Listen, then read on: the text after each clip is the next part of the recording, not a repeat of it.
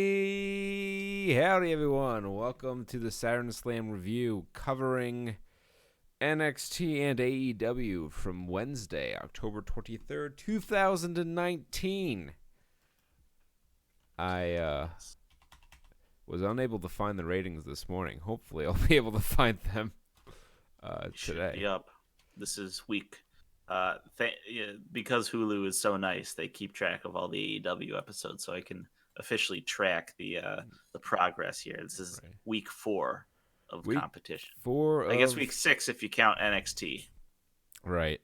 Well, it is bad news once again in terms of ratings for this week. AEW drew 963,000 viewers, which is down a bit from the 1.014 million of last week. Although I should note that they are up against the World Series right now. That is true. Next week, we'll have a better feel of it. Um, and the Washington Nationals are playing in the World Series. DC is a big wrestling market. I can see drawing some fans away. We saw it with the other baseball games. But once the baseball playoffs are over, I think we'll see a return to the million-ish viewers. I think they're going to settle in about 1.01 million-ish viewers per week. NXT also down again. It's both of these shows have declined in ratings week over week. But this one, NXT down again, 698,000 viewers, down from 712,000 last week. I am surprised. I know NXT is hit harder by baseball because the audience skews older, and old men like me enjoy baseball more than the youngins who are more likely to watch basketball. Um, Mm-hmm. but I really am kind of shocked that they dipped below 700,000 viewers. I thought that was kind of going to be their floor. Um, But yeah. but it might be their regular floor.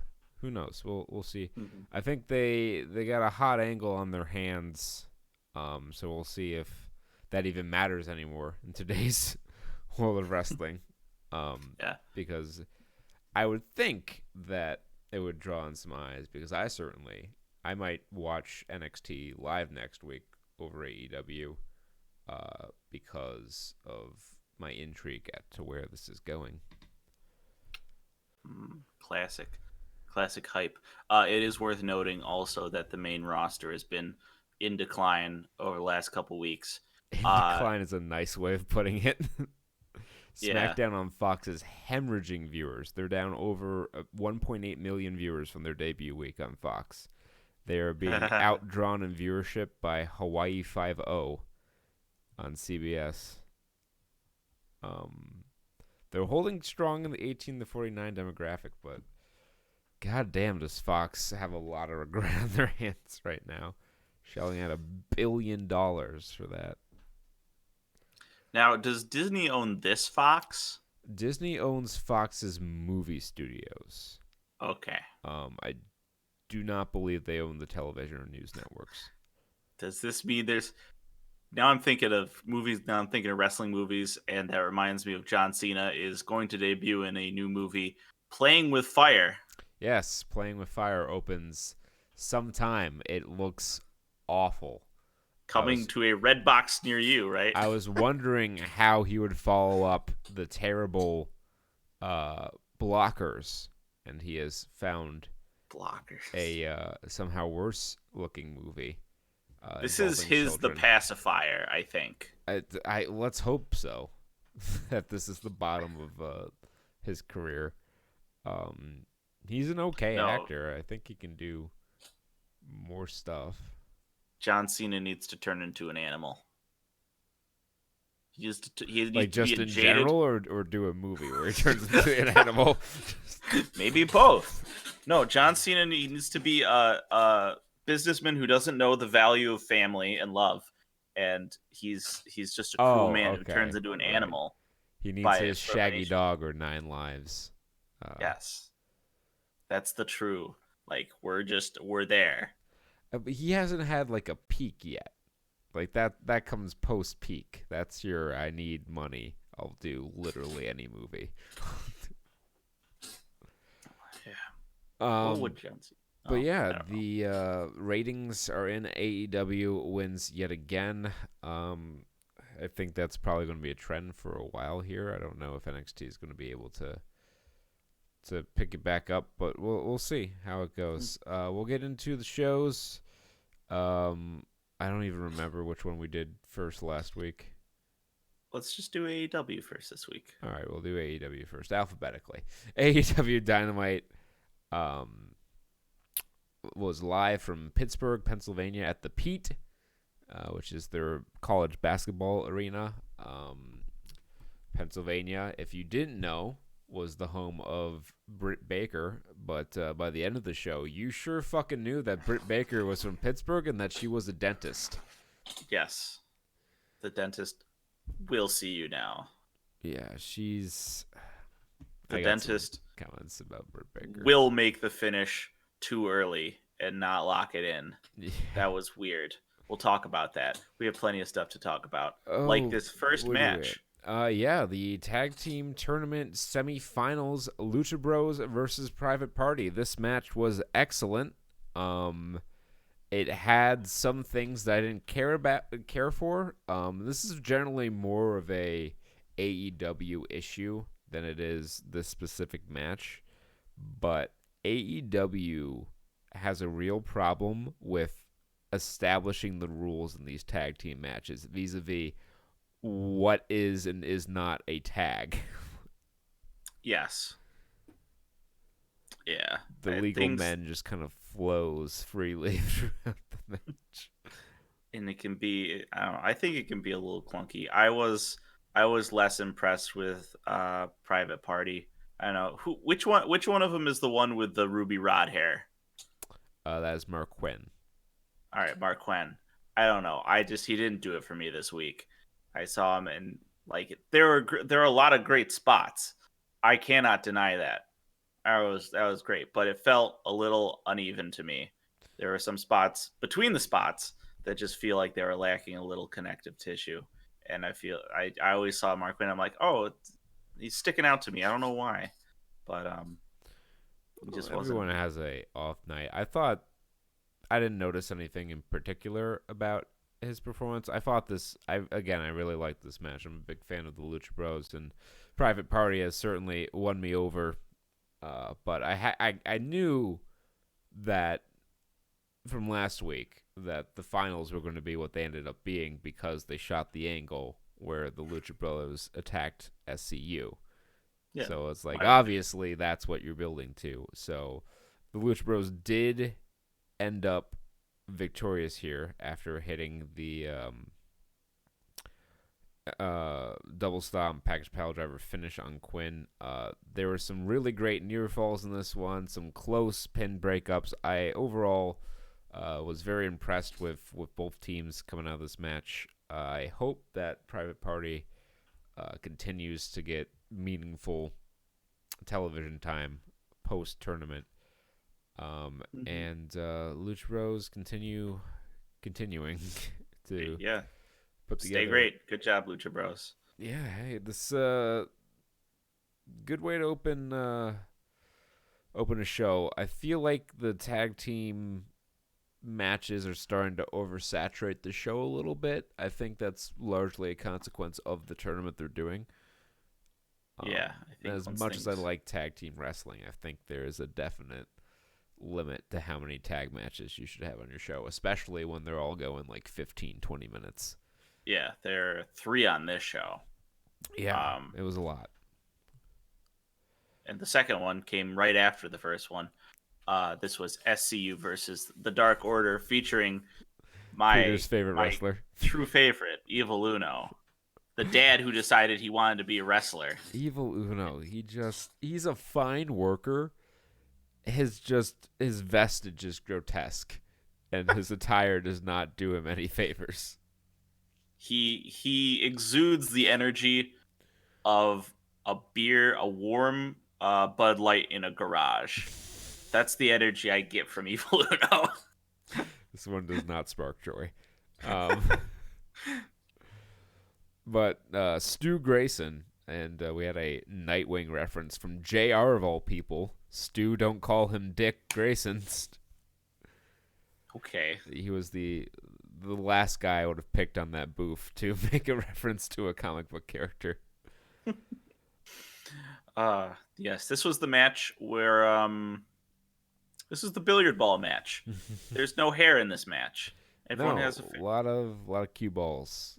I suspect that Evil Uno does have hair under the mask, but I can't be sure. I'm just going yeah, based on how hairy the rest of him is.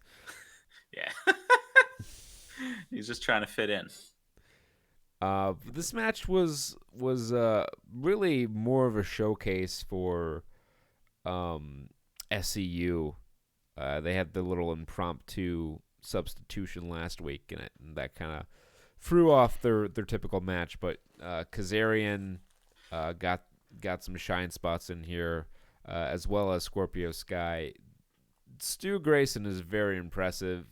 Evil Uno is fine, Yeah. but he just whenever he's on my screen, it just feels wrong. I don't mean to rag on the guy. Like there are a dozen worse wrestlers I could name off the top of my head, but none of them look as just wrong as Evil Uno. Yeah, and again, I'll say it too. Like everything he does is like weirdly effective. Like Yeah, his kicks and some, his strikes and his jumps, and it's like, okay, but like the way he just sort of lumbers around the ring, it yeah. just gives me. His walk cycle is just fucking bizarre. It doesn't look like a coordinated athlete. Like he'll do a spot and you'll be like, "Well, damn, that was impressive." And you're like, "Why was I so surprised by that?" It's because he waddles around like a fucking lost penguin from corner to corner. Uh, Um, During this match, we had the inner circle making their way up to their box. They bought tickets because they had to buy tickets for some reason. for their own show. Yeah. I mean, I understand they weren't booked on the show, but they weren't like banned from the arena or anything. They just wanted to support AEW, I guess, pay their own paychecks. They got the box. They got the box seats, and They, that kind of was weird to me. I was like, I get these sort of things, but it was a little like much for me. I don't know. I was just like, well, that's kind of rude, guys, cutting in on the match. yeah, I think them coming in and the occasional cutaways to them reacting to the matches, I did not have a problem with that. The Cody segment towards the end, I thought got a little out of hand. As always with Cody, it is extra. He just Um, takes it a step too far every time. yeah. Um, So the SCU beats the Dark Order here. yes, we are spared from more Evil Uno. Um, I'm sure they will wrestle Private Party next week because we had the losers of last week wrestle this week as well. Classic Um, bracket. but this yes, they won with this weird finish. Scorpio Sky gets him up in like a gory bomb position, and then he just like spins him down into a knee from Kazarian. Of all the tag team finishes on the show, that is probably the lamest. I am a big fan of Gin and Juice. When they hit that out of nowhere in the opening match, I was like, "Whoa, pin it, pin it!" Of course, it was not to be. But yeah, this was a fine match. They gave an update on Christopher Daniels. He's expected back in 6 to 8 weeks. They're saying he has a pinched nerve. I don't know if that's a legit injury and they shot the ankle to cover it or what the deal is there. I'm sure he's probably legitimately injured. I don't know if it's a pinched nerve or not. Luchasaurus will also be coming back. Yes, in a It similar was a time frame. minor injury. Good for him. Yeah, so I guess the reports of a torn hamstring were a little exaggerated. Dramatized in my wrestling, never. Uh but speaking of drama, let's talk about this Cody segment. Was that here, or was that after the Janela match? I I think that was after Omega and Janela. okay.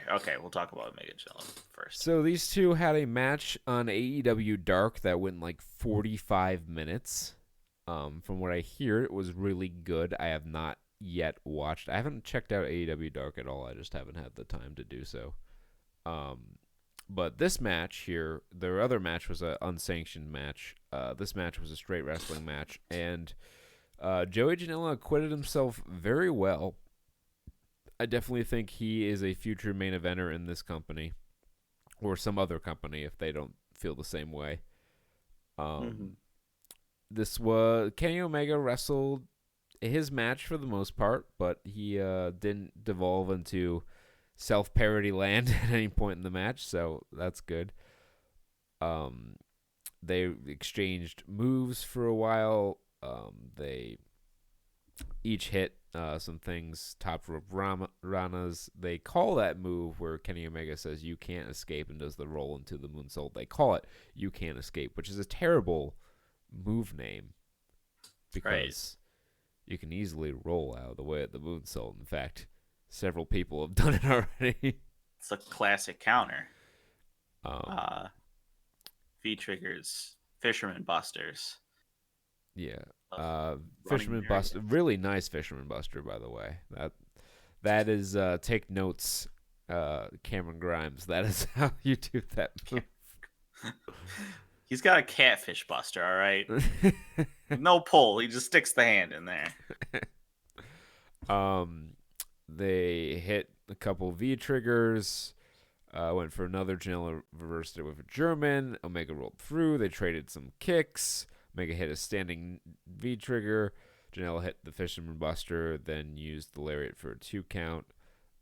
Rolled out into the apron. Janela tried a swanton off the post, but there was no one there to catch him, and he crashed on the apron. Back in the ring, hit V trigger, then hit the one winged angel for the win. This was good. The crowd was super into it, and they chanted, "This is awesome." They chanted, "This is awesome" for like literally every fucking match on this card. Um, and that's just a spot now. It's a spot for the crowd to do. I see it on NXT. I see it in Dynamite. It just has no meaning anymore. It's just a spot. They hit their big move and they double down for like 10 seconds, and then the crowd chants, "This is awesome." It's their cue. They might as well hold up a fucking cue card for the audience like it's a Tonight Show taping. Yeah. It's we just go one level further. Yeah. This match was good, awesome, maybe a stretch, but Janela acquitted himself quite well in this a straight wrestling match. Then Cody came out for his big announcement. He had a longer intro than usual with his music and lights, and he just it's peak Cody. He comes out. Tony Schiavone's in the interview in the ring to conduct the interview, and then Jericho starts booing. The They're fucking blowing air horns horns into the microphones. Jericho's booing. How they got a microphone, I don't know. That was never quite explained. Um, It was in the bubbly. in the bubbly. Cody took a shot at WWE because he just can't help himself. He said, "Unlike in the other company where we both came from, this is not an invisible wall, and I can easily walk up there and fight you right now." Cut to every street fight that I've seen in NXT. Yeah. I think they're more calling out WWE. I mean, they picked the right time to do it because a couple weeks ago on Raw, they shot that horrible angle with Rusev, Bobby Lashley, and Lana, where Bobby Lashley and Lana were macking on the top of the ramp, and Rusev just stood there in the ring like a fucking moron. Oh, is that what that was about? I would Okay, think so. That's the most egregious example of that I can think of in recent memory. I don't pay attention to these things. That's probably wise. I just listen to podcasts where they talk about it, and I would never watch Raw. Secondhand, you can't no primary radiation here. Yeah. But yeah, so Chris Jericho is taunting Cody, being Calls like, him a it's gonna be stupid 1-4. Yeah. Calls him a millennial bitch. Millennial Is bitch. Cody a millennial? We're like, I think technically we're at I the guess, end of that generation. I've seen it like 81, 83 start time, and that sounds about right for Cody.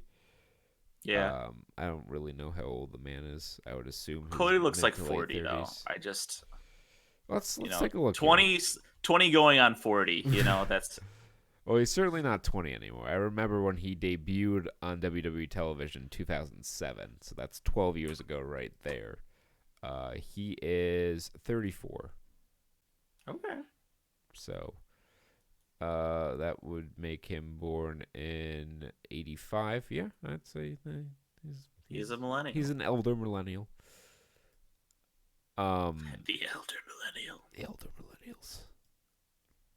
Um, So yeah, and then Dustin Rhodes came out. the parade Yes, the of Team parade Cody comes out. of Team Cody, which they do this a lot. They rely on like the guy coming out for the entrance pop, which is fun and cool in moderation, but the more you do it, the less effective it becomes. And the surprise at the end was I think good enough to get the people in the crowd going, and I was kind of excited about it. But like the brawl afterwards just kind of was bleh. I've seen much better brawls. Mm-hmm. So Dustin comes out, and then MJF comes out, and like this is the exact problem. And I want to actually mention this is because Cody's in the segment, and I think it's apropos given that how the segment went down and his thoughts on the matter. We mentioned last week that it's really hard to tell who exactly is supposed to be a face and a heel on the show. MJF is Mm-hmm. a perfect example where he is just the quintessential heel, but he's Cody's best buddy. So when he's with Cody, he's a baby face. And someone on Twitter, I was listening to a podcast, and this came up on the show. Someone on Twitter a while ago asked Cody, "Are you a face or a heel?" And his response was, "I'm a wrestler. Those labels are outdated." Which, Oh, when he's a major creative voice in the show, makes me a little worried because you still need to have good guys and bad guys. Like, I am all for, I don't think it needs to be super cartoony black and white. I think you can have characters that have consistent motivations, but you right. can't have a nebulous alignment chart. There need to be people who the audience knows to boo and who they know to cheer. Otherwise, you're going to wind up with matches where people just sit on their fucking hands because they don't know who to get into. You can end up with like fucking Riho Britt Baker matches. That was the match I was like, this needed to be a different setup here. They were on Yeah. the same, like they were together last week. Yeah, The Britt fuck? Baker, I think she needs to turn heel. I don't think she's working as a babyface. Yeah. She's got a fucking submission finisher. She's got like a tooth thing. She's got the She's a like dentist. Who doesn't hate dentists? exactly. We're It's all all there. anti-dentites.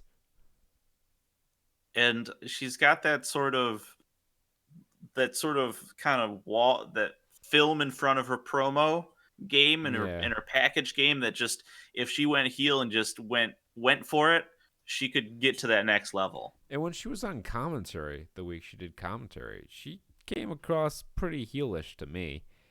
Um, I don't have a problem with Britt Baker necessarily as Right. like a person or anything. I just think she has a natural aura of a heel about her.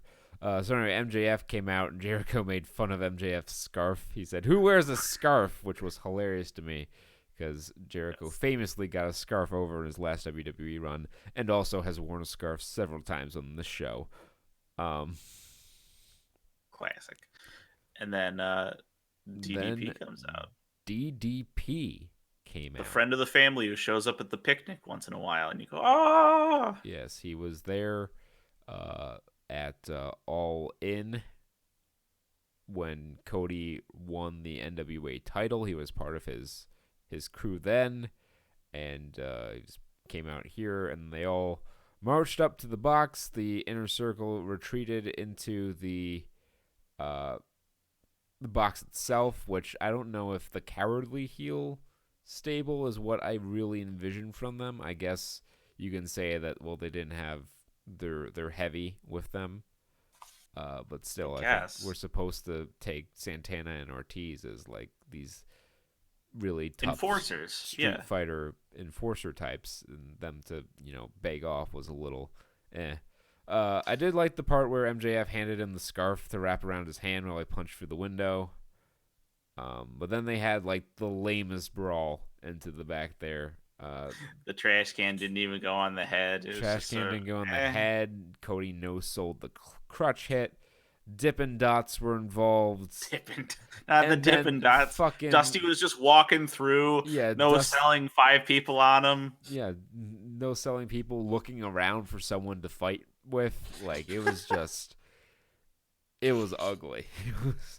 And then security removes Cody because Chris Jericho has tickets, and that makes him more important than the organizer of the event. Well, I can see it from the perspective of Cody Rhodes is assaulting a ticket holder. Okay. Um, and they said that he was like college arrested. He was at a holding facility on Right. campus. Got public safetied. He got sent down to public safety, which I understand what they were going for here. The idea was solid, but the execution was mad, and I'm just not really into Cody as the top babyface to challenge Jericho here at this pay per view. He needs to go heel. Yeah, like I don't even. American Nightmare. Yeah, Come on now. it's just he just doesn't connect with me as a babyface, and I think I've always had this problem with him. I never bought into him as a babyface in WWE either. But he's over with the live crowd. He seems like he's getting a little less over each week. Could be. Because he came out like fucking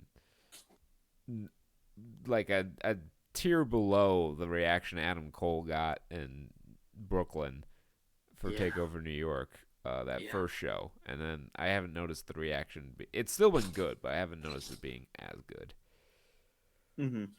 So after he gets pulled off, like this, I don't know, this stuck out to me. It's like a weird part because they cut to the commercial, picture-in-picture commercial, and the entirety of the picture-in-picture segment, commercial break, Jericho's just walking around with the tickets. He's just like, he sticks it to his forehead at one point, and he's like laughing about it. Yeah, And this was a 5-minute commercial break. Yeah, it was quite a while. Just some of the stuff they do, I think they do the picture-in-picture to keep people from switching. And that's one of the reasons I do watch it live is because I can't fast forward through the commercials when they have picture-in-picture because I might miss some stuff. But a lot of the times I've noticed, and this they even for the word "go" on their first episode, like Jericho was just beating up whoever it was, Cody. Yeah, it was Cody. Was just beating up Cody after the match during the entire like 5-minute commercial break, and like they're like fill time, do something, and it's nothing of interest is the problem. So don't do the picture-in-picture. Just cut the fucking commercial and spare us the awkwardness of them fucking dancing around with their tickets for 5 minutes. And be like NXT where they have the like AEW also. While we're airing grievances here, AEW also has a very stingy replay policy. NXT is more liberal with their replays, which is nice when you go to commercial and they're like, look at this cool fucking thing that happened during the commercial. Yes, that is one thing. That's a difference in philosophy. I think they're more of the opinion that you will watch the match as it is presented, and we will give you replays if and when we feel like it. No, I'm a lazy viewer. God damn it. It's I mean, they're still finding their footing here. They're trying to figure out what works and what doesn't. So I'm giving them a pretty long leash here. And we'll get into more in the main event because my biggest grievance I've yet to air And it's a worrying habit that they're starting to develop here that needs to go the way of the dodo if I'm going to stay kind about this. No, that's Young fair. Bucks wrestled the Best Friends. Orange Cassidy was there. Orange Um, Cassidy he's lovely. he's He has the sauce for me. he's a fun act, but I don't know if he really belongs in a semi-main event spot on national television. He's I'll, more of a I'll top grant of you the that. card comedy act. Yeah, he's slug of a man Ellsworth, Yes, sort of in that vein. his gimmick is that he's super lazy and always puts in the least amount of effort possible. Um, he gave them super kicks, which was just him lifting his foot and touching their shin. It was like tire kicking. Yeah, and then the Bucks actually gave him a super kick, and then the match began. And the Best Friends looked pretty good here, but the Bucks, much like they do in a lot of their matches here, took a lot of the match. Not as much here. This was a little more even than most of their matches have been. But they still took a lot of the match, and they won with more bang for your buck, pinning Chucky T. This was a fine match. The level of in-ring work on the show each week is pretty good. I think NXT has been better most weeks. But it's there's good wrestling everywhere you go in 2019. You need to have something else to hook people in. Agree. And AEW needs to have more people cutting promos. They have really good promo. Why hasn't John Moxley been given a live mic? I just realized that that's the thing that hasn't happened yet. It needs to happen.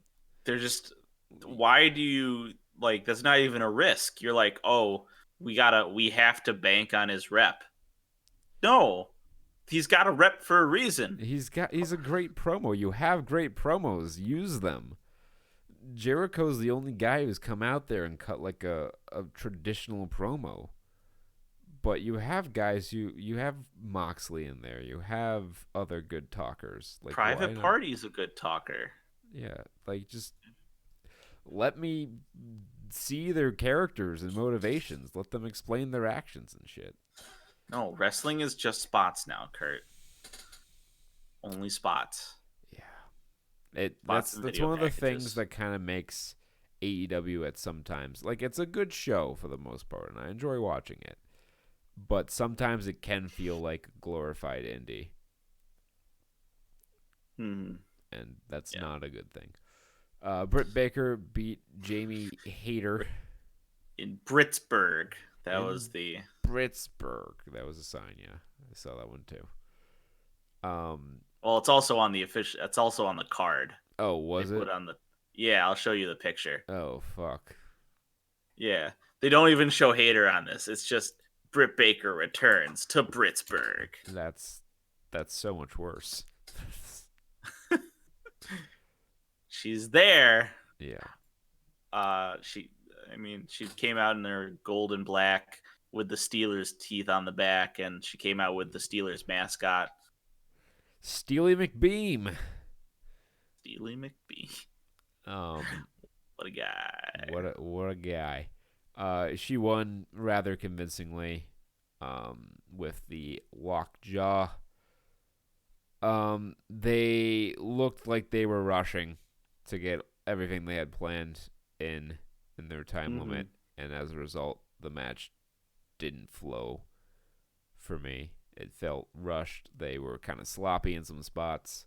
Britt Baker is a okay worker. She's not on the same level as the women in NXT, and they're positioning her as one of the major stars of the division. Maybe that's justified. I haven't really seen much of their women's division other than Riho, and Riho is not as good as the Joshis in NXT and WWE. So maybe she's the best of a very thin division, but they're trying to give them like major TV time.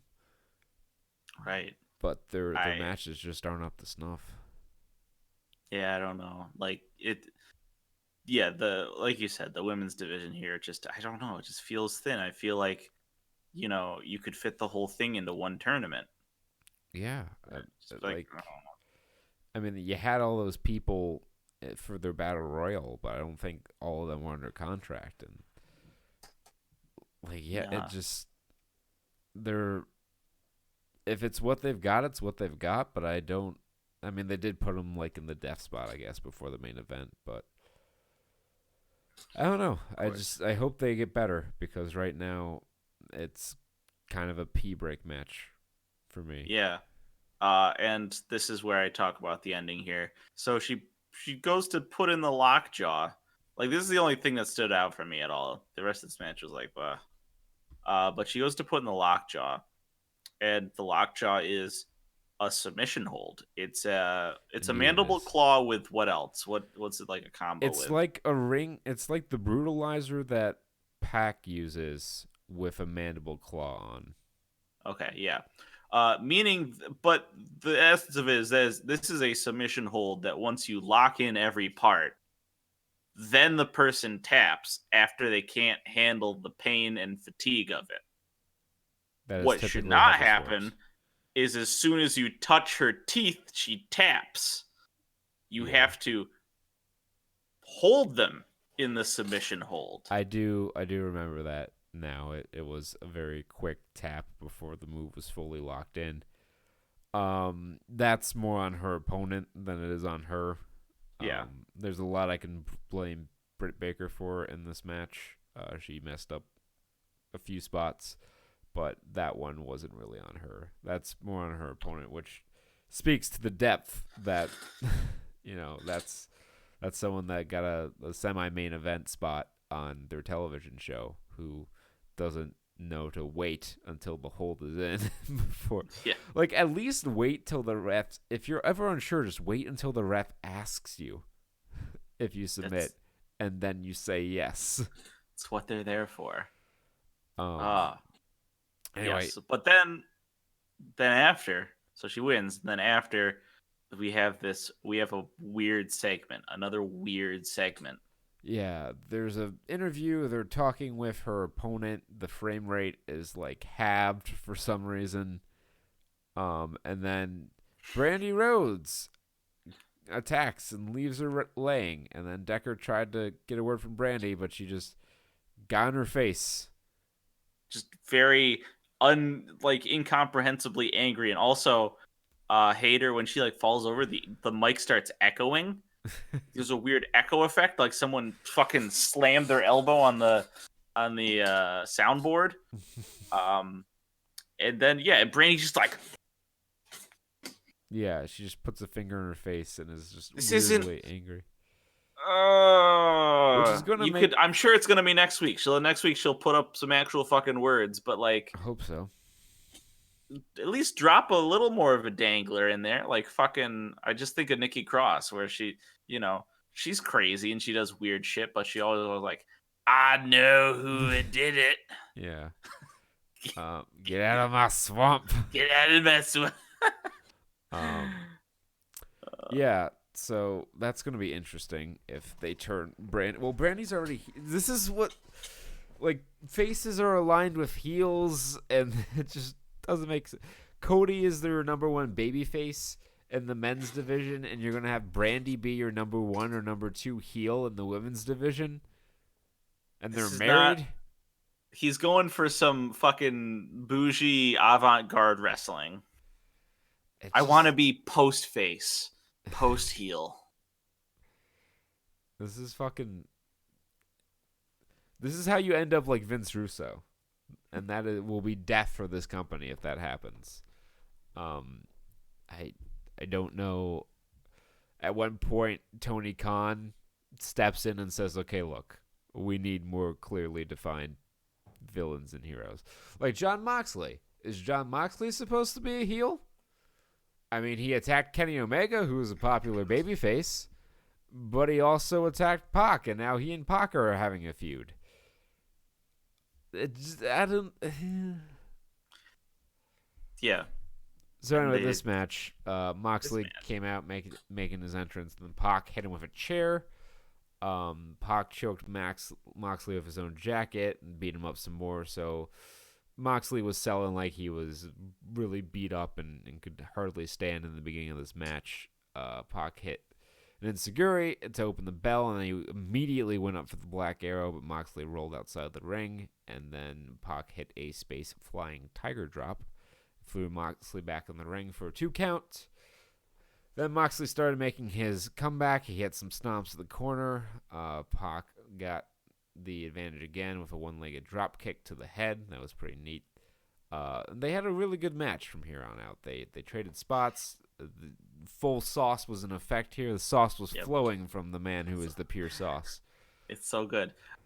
Is it me or is it when these guys wrestled, they both looked small, even though I know they're both very large?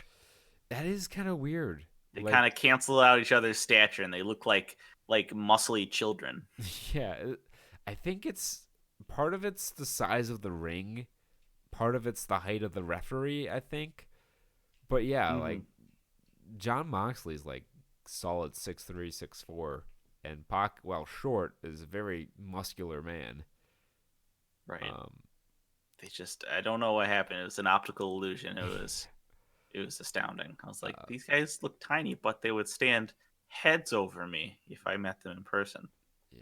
Well, I think you're probably the same height as Pac, maybe a little bit shorter. He can't be any taller than 5'8". I refuse to believe that. Um, Fake news. Moxley got a cloverleaf on Pac, but he reached the ropes. He went up top for the elbow.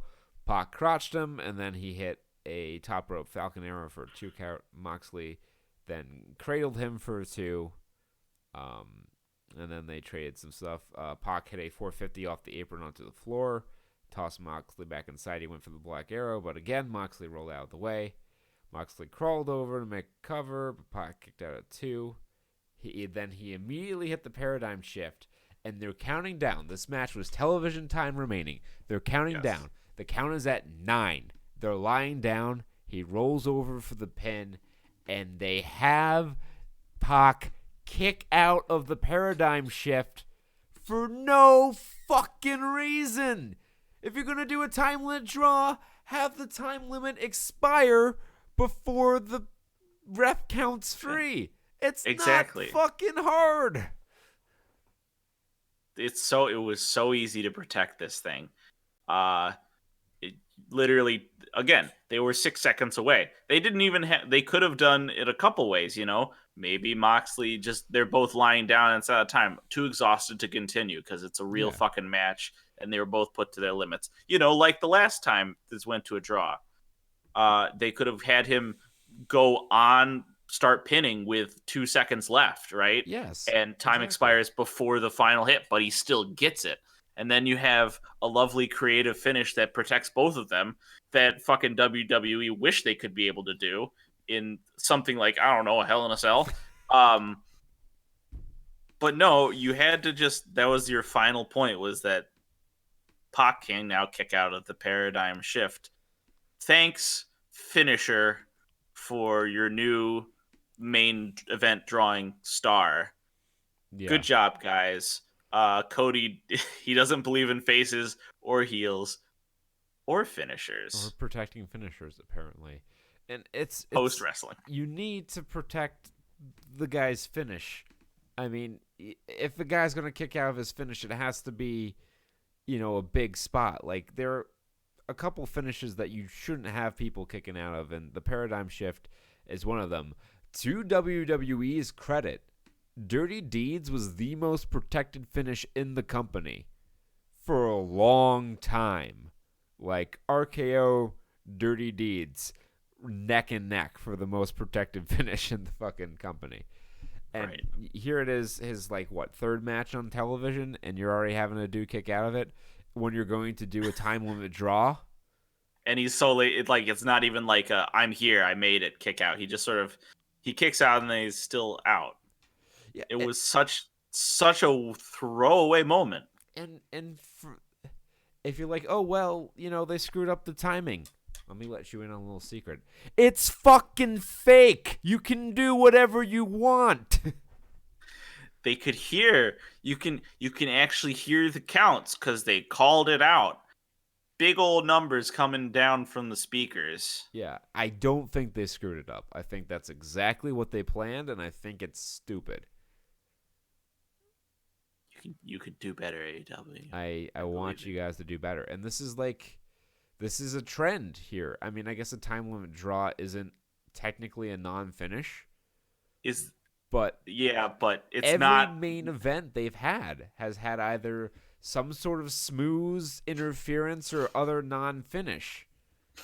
Yes. Oh God, Cody really is post-wrestling, isn't he? It's like postmodernist wrestling. I'm gonna put him in a fucking like I'm gonna put him in like some art gallery, and it's gonna be a portrait of him, but it's gonna be made entirely out of butt cheeks. I'm gonna I'll go call it to dust. a AEW event, and I'm going to bring Cody a copy of The Death of WCW and tell him to read it and take note of how many main event finishes on Nitro ended in a smaz, DQ, or a run-in, and remind him that that company died with the backing of Ted Turner behind it.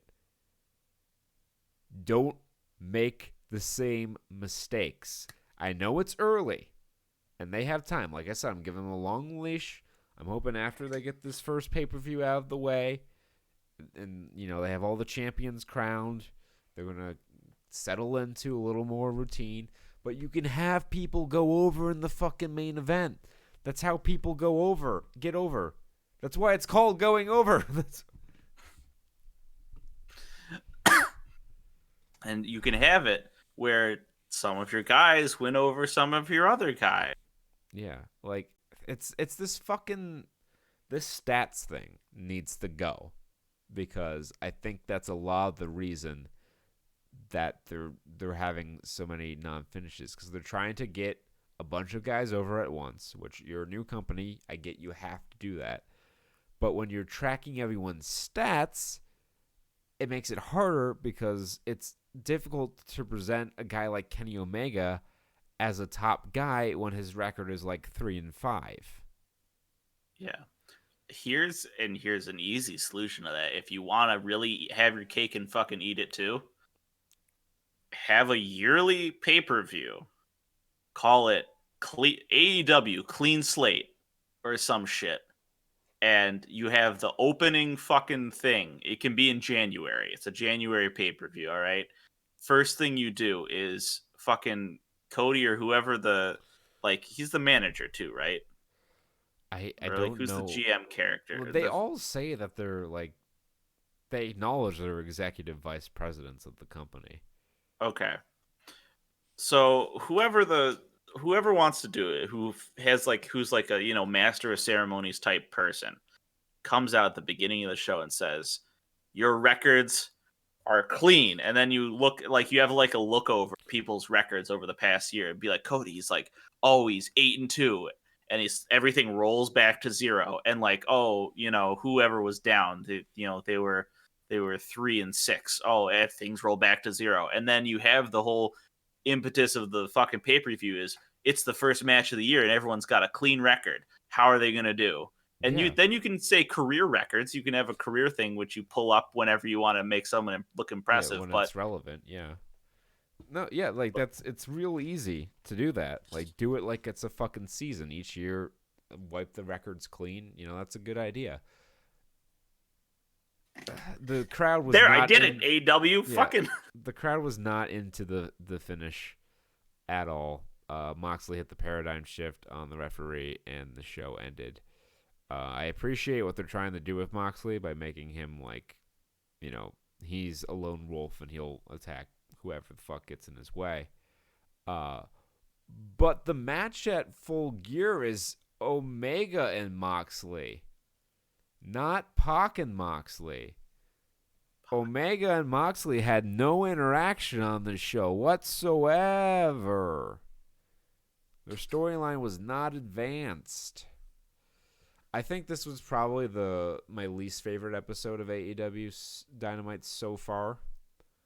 Mm-hmm. Um, I hope that uh, they can bounce back next week. Yeah. But there are I some think, worrying trends developing in the program here. yeah. Final word on this because we do have to get through all of Yes. fucking NXT. Um, it's gonna. I predict that this will be a super saturation type event where the annoyances and discontent with the show will form undercurrents, and they will come to a super critical point eventually, and then there will be one incident or something that is particularly bad in which the other criticisms of the show will have a chance to rush into, and you will have a very sudden turn in viewership. Yeah. So who knows when that will be? I cannot predict, but that is probably the way in which you will see a turn in the popularity of AEW. And I can say that for the what's it now, 2019, for the almost 4 years that we've been watching NXT, the booking has been very consistent, and I've never had a head scratcher. They've done some things that I personally wouldn't have done, but it always makes sense in the end, and I can see where they're coming from. So I feel like if they can keep it steady and that moment occurs, then they'll maybe take the lead back here. But anyway, NXT was as bad as AEW Dynamite was, and it wasn't really a bad show. It just was the worst of the ones so far. NXT was that much better than it's been previous weeks. Yes. We kicked off with a hot match between Rhea Ripley and Bianca Belair. It was really cool to see two women of their stature get in there and mix it up. You don't often see powerhouse versus powerhouse matches in the women's division. Mm-hmm. But this was a female Hoss match. It was. This so rarely happens. I loved it. I loved every minute of it, and it was pretty good too. They worked their asses off. They didn't have the best chemistry, but they worked well enough together. Mm-hmm. Io Shirai got involved. She attacked Ripley. Belair hit her with a spear. Ripley kicked out for a very close near fall, and then Candice LeRae ran down and pulled Shirai off the apron, and then Ripley got up and hit a pump handle bomb for a pinfall. I wish this match had gone a little bit longer. It ended pretty abruptly, but it advanced several storylines. Wow. AEW. It's so efficient, and it was so good. I liked how the run-in interference didn't automatically fucking cause the end of the match. I Yes, the ref did like not see it. that. Just it's just something I liked. Where I was like, yeah, we didn't get a weird fucked finish. No. Um, Um, they do. Okay, so we discussed all that. Next up was a very nice video. Oh, I'm sorry. Tyler Bate and Pete Dunne were walking into the building because they're friends yes. now, despite being bitter blood rivals for most of 2017 and 2018. But we'll ignore that. Pete Dunne was very amicable for this. Yes. This whole thing. He's very calm in his interview. He said that he had no excuses for the loss. And then when asked about Killian Dane, Dunn replied that he doesn't care about him. And he had a look of disdain on his face as he walked away. Tyler Bate said, not a word. He was just like, I'm here too, guys. I can't wait to get a sody pop at the game. Daddy says if I'm good, he'll get me a juice box. I could, oh my god, I could see like Pete Dunne like holding his daughter. No, his daughter would like hold his finger. Yeah. And the little baby's first finger lock. Um, next we had Matt Riddle and Cameron Grimes. Yeah. Um, Um, Grimes. he was fine. Matt Riddle's very good. I think he elevated Cameron Grimes to a respectable level here. This was probably the most invested I've been in a Cameron Grimes match, but very little of that had to do with him. Yeah, as much as Cameron Grimes was able to step up this match, I also felt that Matt Riddle had to step down a little bit. Do you know how like in some matches, like they'll pull the best out of a guy? Yeah. You pull out. It almost feels like in the Cameron Grimes match, Matt Riddle's potential got pushed in a little bit. It wasn't as smooth as I would like. Yeah. Um, He did hit a jackhammer, which is funny given his ongoing feud with Goldberg. They played that up without using the name Goldberg. Um, then they changed some spots. Cameron Grimes hit a big German suplex, turned the tide just before they went to commercial. No split screen for the break. When they came back, Riddle made a comeback, hit a ripcord knee, turned into a German, followed that up with the bro to sleep, and a 2.5 suplex. Riddle was looking strong when Grimes countered with a tilt-a-whirl slam. They did a superplex spot, and then he did his whole powerbomb knee strike into the bro Derek pinning combination. So he yep. gets the win here. Tyler Bate was in the front row. They fist bumped again. They before and after the match. Then Grimes put on his hat, and Bate punched him in Sad the hat. face. Well, he didn't want a fist bump. He didn't want to be a sportsman. Yeah. Um. So that match is official for next week. So oh boy, let's see if Tyler Bates got his work cut out for him. Hooray! Make me I care haven't about seen Tyler Cameron Bates Grimes. wrestle in a while. He's probably doing very well on NXT UK. He had that crazy match against Walter at Takeover Cardiff. Oh yes. Why did I forget that? That 42-minute Fuck me. fucking odyssey of a match. Yes. Wow. Okay. Throw my fork. How foolish of me. Um. Let's go on to the next match. Unless was there anything in between these two? um, they announced that the winner of the tag match would get a shot at the Kabuki Warriors. Yes. That was very cool. Because hooray, the women's belts they'll be coming. There'll be interaction But again. in the NXT canon, Asuka is unbeatable. So It is. whoever fucking and Kyrie Sane was no slouch either. So whoever fucking draws that assignment, they're just going to get murdered by Asuka. Also, Asuka's had her symbiotes going here. A little more unusual. Well, they turned them heel, I guess, and she's been using the That's, green mist. that's Um, pretty cool. so they I'm got not gonna lie. makeup now. Breezango teamed with Isaiah Swerve Scott against the Forgotten Sons. This was a Holy fine Top Gun 6-man. references. Yes, they came out as. I love. I don't like a lot of Beth Phoenix's commentary, but her fucking fake obliviousness to Breezango is hilarious every time. Oh, so good. They But yeah, told as me you if were it's too saying, big, they have to use two hands. this match was a fun match. Yeah, Uh, that was a nice little 6-man.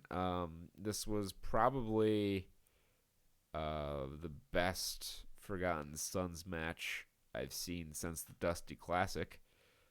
Um, Isaiah Swerve Scott was very impressive. He had some creative spots, including the immediate like roll from the kick out of the Connor roll to flip into the flatliner and then the uh, triangle moonsault off of Jackson Riker's chest onto the two on the floor. He had some yep. spots. The Forgotten Sons, when they were on offense, it was slower, but that's their game. And they eventually the team of Brazongo and Swerve got the win after Breeze made the save for Swerve, and Swerve landed a leaping kick for the pin. The finishing move was a little abrupt, but other than that, this was a fun match and nice little match to have in here in the middle of the show. Killian Dane cut a promo on Pete Dunne. Broke my fingers, now I break you. Spooky, scary. Um, then Angel Garza wrestled Gentleman Jack Gallagher with Leo Rush on commentary, which was something. Yeah, I I think Leo, he has enough talking to be a good presence on the mic, on the yeah, commentary. but like the objection I had with his commentary, I guess, was that he made it seem like he had never seen a match involving any of these people. I'm Like taking notes. he couldn't be bothered to watch WWE television in the past 5 years. He's like, I haven't seen this guy wrestle. I'm totally good, and like just some of his diction just felt off to me. It's clear that to me that he should stick to promos because when pressed to find things on commentary to say, he was not great. But the match itself was fine. Angel Garza got the win and then signaled that he wants a shot at the Cruiserweight title. How far Jack Gallagher's fallen. Yeah. Yeah. Yeah. Tegan Knox and Dakota Kai beat Jessamine Duke and Marina Shafir. This was a match that happened. Yeah. I just, more exposure, getting Duke and Shafir out more. They're not really improving at the rate I would have hoped for. I don't feel like they're getting like matches at the rate I would hope for, Well, they're working the house shows, I'm sure. They're working the little Yeah. Florida loop they do. But yeah, they haven't had a lot of matches on television. Normally, in the past anyway, I shouldn't say normally, but in the past it has been such that Shafir has looked a lot better than Duke, and I think that's still the case, but she had an off night tonight, and Jessamine Duke looked a little bit better than usual. She looked a little less deer in the headlights. She still can't do a whole lot in the ring. Her offense looks real bad, but her selling has improved quite a bit, which is, Yes. a strong point in her favor. Which is good, especially for her as her role where she is in relation to Baszler. You need to have good selling if you're gonna be like a sidekick sort of. Yeah, the most egregious error that either one of them made was when Tegan Knox hit a chokeslam. Jessamine Duke went up pretty well for hers, but Marina Shafir sandbagged Tegan Knox like a motherfucker. I've seen some bad chokeslams in my day, but that may have been the worst. I don't think she even really jumped. I think she just kind of fell down. She's like, "Oh shit, I need to get up for a choke slam," while she was halfway through it. Yeah. You're like, "This doesn't." Yeah, it just did not look good. Because Roddy can pick her up all the way when he does it. Yeah. Well, I mean, when a choke slam is 90% the person taking it. Yeah. And she did not take it very well. But Tegan Knox hit the shiniest wizard with not much build up, and they became number one contenders. She and Dakota Kai. I guess this is the team kick that Dakota Kai is the captain of. Yes, the fucking Robo Legs, the team. Yeah, the bionic bitches. They need to take the lessons from Ciampa in leg brace warfare. Yeah. The Kabuki Warriors were up on the Titantron, and they cut a heel promo running down Tegan and Dakota, or at least I think that's what they did. Most of the promo was in Japanese, and I don't speak a word of Japanese. So it was great, but they were all charisma there. Yeah, hey, it was a good thing, and I'm looking forward to that match. I think this will probably be the best match contested for the women's tag team titles ever. That's very possible. That is true. It's not a high bar to clear, but I think No. we were in attendance for the one that's been the best so far, the Fatal 4-Way at WrestleMania, which Yes. was okay. It wasn't mind blowing or anything. And then we had the main event. They had a lot of time for this triple threat between Roddy, Keith Lee, and Dominik Dijakovic. They And used it. it was very good. They had a great match here. I liked my favorite part of the match is when fucking Dijakovic hit Feast Your Eyes, and then Keith Lee came out of nowhere with the pounce to just fucking wipe Roddy off the face of the earth. And then they looked at each other and like, in the ring, let's fucking do it. And they got hyped and they fucking locked horns and they had the Keith Lee Dominik Dijakovic sequences and it was awesome. And then after the choke bomb off the top rope, the spirit bomb off the top rope, Mm-hmm. Roddy came out of nowhere, hit the knee to the side of the head, and got the pin. Perfectly weaselly way for him to retain his title against these two guys. And after seeing that sequence, I'm even more convinced now than I was before that the bar style pairing of Keith Lee and Dominik Dijakovic has dollar signs written all over it. Yes. Oh my god, so good. Also, the fucking not only I want to talk about this in relation to the other shit that we talked about not 10 minutes ago here, 10-20 minutes ago here. Not only did they finish this, they had like a segment after it. Yeah, they Tommaso Ciampa the Undisputed Era came out and they put the Right, and boots they, to they do their thing. they put the boots to Keith Lee, and then Ciampa came out with his crutch, and he gets in the ring and he's staring him down, and they're like, "You really gonna do it? You're gonna get us 4-1?" This is a lot like the Cody segment, only I was far more entertained.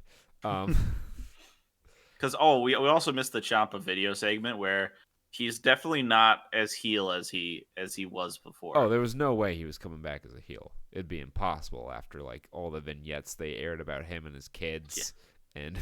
fucking his grueling rehab and the heart he showed to get back here. Like, yeah, there's no fucking way he was gonna be booed ever again. He's left Satan's waiting room. Yeah.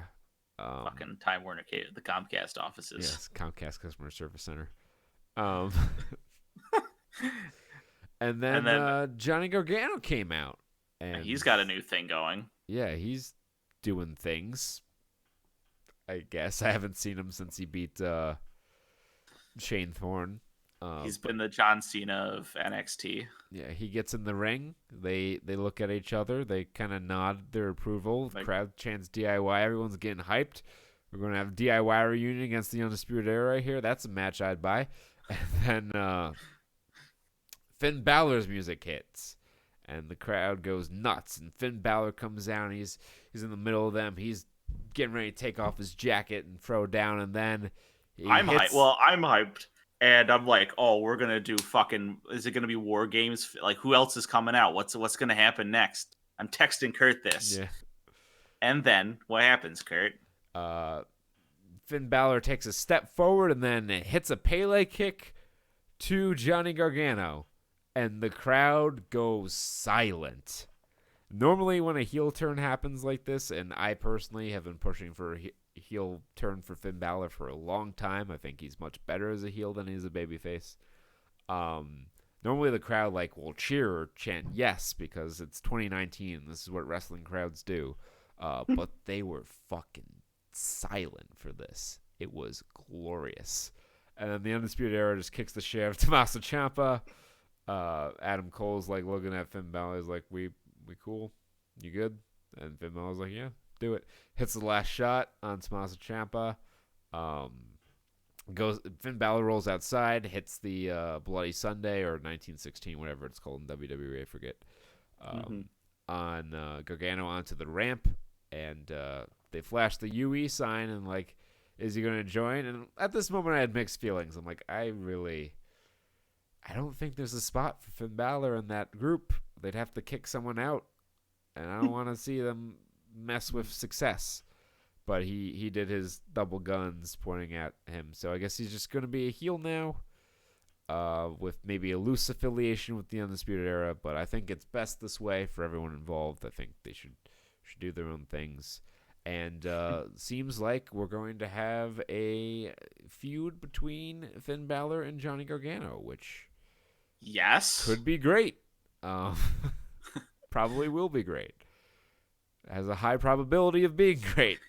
And solid goodness. It looks like it's going to be Tommaso Ciampa versus Adam Cole for the NXT title. So, in one segment, you advanced multiple storylines and set up clear challengers and feuds coming out of it.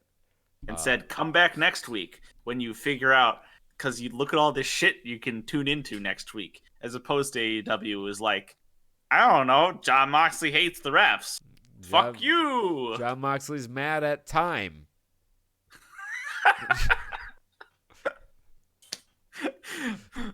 I guess. Former inmate yells at clock.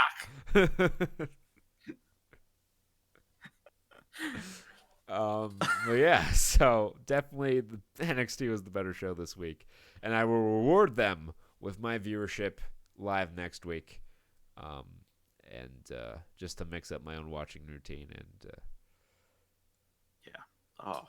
vote with my remote. NXT had the better show this week, and they didn't win the ratings, so we'll see how it goes. Next week, I think we'll see a bump in ratings for both, because the World Series will be over by then. My boy Altuve is as hard as he tries. Fucking hate Jose Altuve. He's not Jose Altuve. His name is Altuve. He's from Troy. He's got such a punchable face. He was out of the I think he was on the Valley Cats, because Valley Cats is an Astro they're brand. The single A affiliate for the Houston Astros. Yes. Hometown boy. Why do you hate him again, though? Because he's just a fucking douchebag. I don't know if I hate him so much as I hate having to watch games where he plays in, because usually it's in the playoffs and Joe Buck is calling the game, and someone better buy him some knee pads so he can be more comfortable when he sucks Jose Altuve's dick for 9 innings. Hilarious. Yeah, baseball. He also eliminated the Yankees from the playoffs this year, so I'm a little. Well, that's fair. A little more annoyed with him than I usually am, and also just punchable face. But yeah, the World Series will be over, so I predict viewership will be up for both. I still think AEW wins, but maybe not by as much. I think the general consensus I saw was that the AEW show this week was a step down from where it's been, and I've seen nothing but unanimous praise for the NXT show. So we'll see how that translates into the ratings next week. But until such time where we have this information and have seen the shows, be well, stay safe, and grapple like it's 1995. Peace.